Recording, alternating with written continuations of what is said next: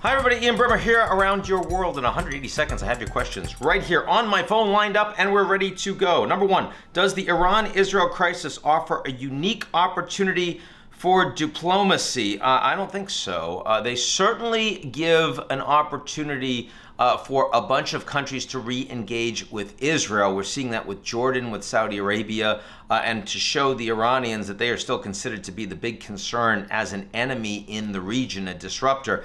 But that's very different from saying we're going to see a breakthrough in relations. You're not resetting deterrence. Iran is going to continue to lead the axis of resistance and provide weapons and intelligence and engage in strikes against targets across the region. Israel will still hit Iranians that are operating there. So going forward, I think the dangers are still pretty high. Is Germany's Schultz meeting with Xi Jinping in Beijing indicating a shift in Europe-China trade tensions? Not really.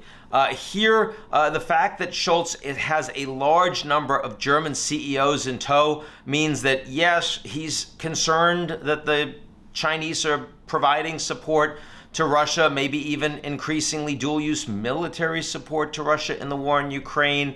He's concerned about Chinese industrial policy that's undermining the interests of Americans and Europeans economically. But ultimately, he is very reliant on investment and trade with China, and he's going to continue to support that. He is not fully aligned with his government on this issue, not his advisors, not his foreign minister, and certainly not the other parties in the coalition.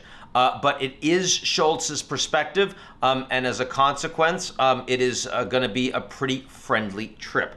Finally, why has Sudan's year-long conflict gone largely unnoticed? Well, we write about it a fair amount, but I mean, the fact that it is in a part of the world that doesn't have economic implications, so you blow up Ukraine and Russia's in a fight and energy prices and food and fertilizer prices go up, major conflict in Sudan, a lot of people suffer, a lot of people die, but the rest of the world has no impact economically. Also, most of the refugees, people fleeing to neighboring African countries, they're not coming over to Mexico, the United States, or to Poland and to Germany, and that just doesn't lead to a lot of attention. Final point is that there aren't a lot of journalists on the ground from the West in Sudan, and so not a lot of people are actually covering this. So for all of those reasons, not getting a lot of attention, but we'll keep talking about it. That's it for me, and I'll talk to y'all real soon.